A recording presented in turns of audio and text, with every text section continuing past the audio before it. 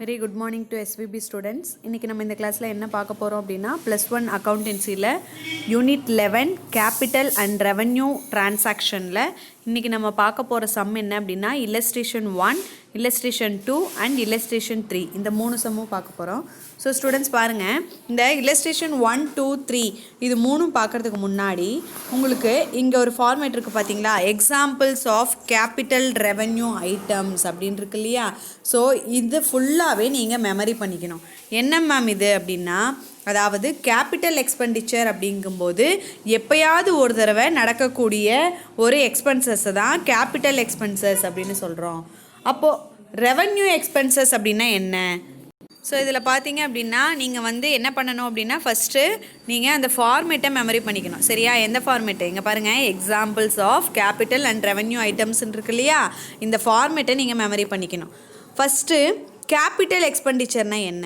Capital expenditure அப்படிங்கிறது எப்போவாவது நடக்கக்கூடிய செலவுகளை தான் கேபிட்டல் எக்ஸ்பெண்டிச்சர் அப்படின்னு சொல்லுவாங்க.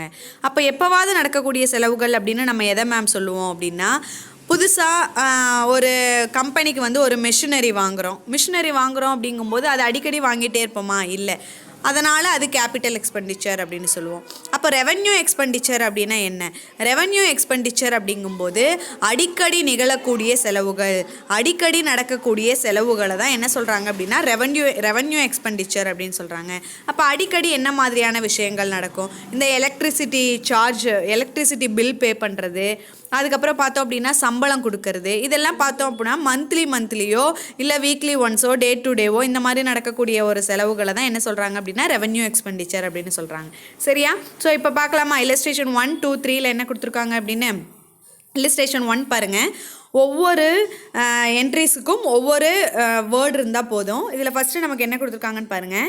State with the reason whether to the following are capital or revenue expenditure அப்படின்னு கொடுத்துருக்காங்க. ஃபர்ஸ்ட் ஒன் என்ன கொடுத்துருக்காங்க?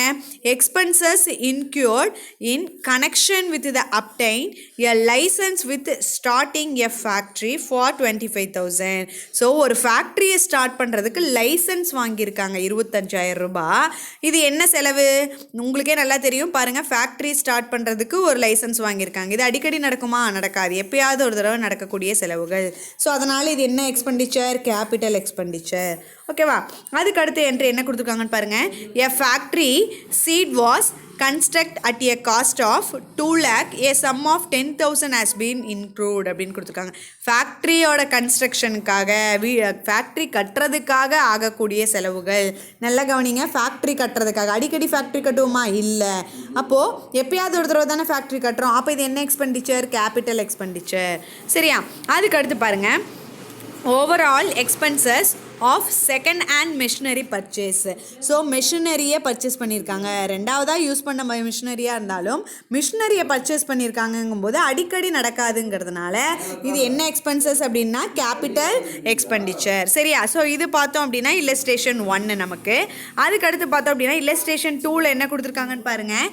State with the reason whether the following are capital or revenue or deferred revenue expenditure அப்படின்னு கொடுத்துருக்காங்க. So இது என்ன expenditure அப்படிங்கிறத நம்ம ஃபைண்ட் அவுட் பண்ணுவோம். ஃபஸ்ட்டு பாருங்கள் என்ன கொடுத்துருக்காங்க அப்படின்னா, advertisement expenses amount 10 crore in the introduce a new product.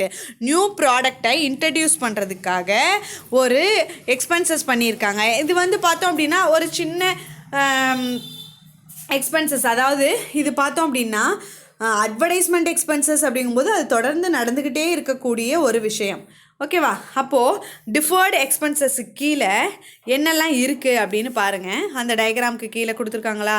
இதில் பாருங்கள், டிஃபர்டு எக்ஸ்பென்சஸ் அதாவது பெரிய அளவில் அமௌண்ட்டை செலவு பண்ணியிருக்காங்க. ஒரு ரிப்பேராக இருந்தாலும் சரி, இல்லை ஃபிக்ஸ்டு அசட்டுக்காக இருந்தாலும் சரி, பெரிய லெவல் அமௌண்ட்டை செலவு பண்ணியிருந்தாங்கன்னா அது டிஃபர்டு ரெவன்யூ இன்கம் அப்படின்னு சொல்லுவாங்க. அப்போ நல்லா கவனிங்க, இது எத்தனை க்ரோர் செலவு பண்ணியிருக்கிறதா சொல்லியிருக்காங்க? 10 crore செலவு பண்ணியிருக்கிறதா சொல்லியிருக்காங்க. அப்போ இது என்ன இன்கம்? Defer income. சரியா? செகண்ட் ஒன் என்ன கொடுத்துருக்காங்கன்னு பாருங்கள். Expenses on freight for purchasing a new machinery. New மிஷினரியோட எக்ஸ்பென்சஸ் அப்படின்னு சொல்லியிருக்காங்க. அப்போது நியூ மிஷினரியை பர்ச்சேஸ் பண்ணியிருக்காங்க. இது எப்பயாவது நடக்கக்கூடிய விஷயங்கிறதுனால இது கேபிட்டல் எக்ஸ்பெண்டிச்சர். சரியா? தேர்டு பாருங்கள், freight and insurance on the new machinery and cartage paid to the bring the new machinery for the factory. இதுவும் புது மெஷினரின்னு தான் சொல்லியிருக்காங்க. அப்போ இதுவும் என்ன என்ட்ரிஸ் அப்படின்னா கேபிட்டல் எக்ஸ்பெண்டிச்சர். சரியா? ஸோ இது இல்லஸ்ட்ரேஷன் 2. அதுக்கு அடுத்து நமக்கு இல்லஸ்ட்ரேஷன் 3ல என்ன கொடுத்துருக்காங்க அப்படின்னு பாருங்கள். Illustration 3 state whether the following are capital revenue or defer revenue expenditure அப்படின்னு கொடுத்துருக்காங்க. ஃபர்ஸ்ட் ஒன் என்ன கொடுத்துருக்காங்கன்னு பாருங்கள். carriage of 1000 spent on machinery purchased and installed அப்படின்னு கொடுத்துருக்காங்க. பாருங்கள், மெஷினரி பர்ச்சேஸ் பண்ணதுக்கு அப்படின்னு சொல்லிட்டாங்க. ஸோ இது அடிக்கடி நடக்கக்கூடிய விஷயமா இல்லை, எப்பயாவது ஒரு தடவைங்கும்போது இது கேபிட்டல் எக்ஸ்பெண்டிச்சர். சரியா? அதுக்கடுத்து செகண்ட் ஒன் நமக்கு என்ன கொடுத்துருக்காங்கன்னு பாருங்கள். ஆஃபீஸ் ரெண்ட் பெய்டுன்னு கொடுத்துருக்காங்க. ரெண்ட் வாடகைன்னு கொடுத்துருக்காங்க. அப்போ வாடகை நம்ம எப்பயாவது ஒரு தடவை கொடுப்போமா? இல்லை, மாதத்துக்கு ஒரு தடவை கொடுப்போம் இல்லையா? ஸோ அதனால் இது என்ன எக்ஸ்பெண்டிச்சர் அப்படின்னா ரெவென்யூ எக்ஸ்பெண்டிச்சர். சரியா?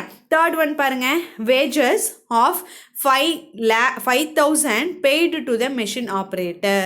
ஸோ மெஷின் ஆப்ரேட் பண்ணுறதுக்காக கூலி கொடுத்துருக்காங்க 5,000 ரூபாய். இப்போ அடிக்கடி மிஷின் ரிப்பேர் ஆகலாம். ரிப்பேர் ஆகும்போது கூலி கொடுக்க வேண்டிய சூழ்நிலைகள் வரும் இல்லையா? அதனால் அது ரெவென்யூ எக்ஸ்பெண்டிச்சர்.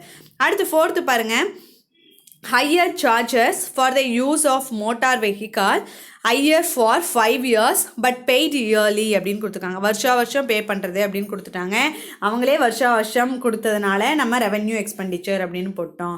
சரியா? ஸோ ஸ்டூடெண்ட்ஸ் பாருங்கள், இன்றைக்கி நம்ம என்ன சம் பார்த்துருக்கோம் அப்படின்னா இல்லஸ்ட்ரேஷன் 1, இல்லஸ்ட்ரேஷன் 2 அண்ட் இல்லஸ்ட்ரேஷன் 3 பார்த்துருக்கோம்.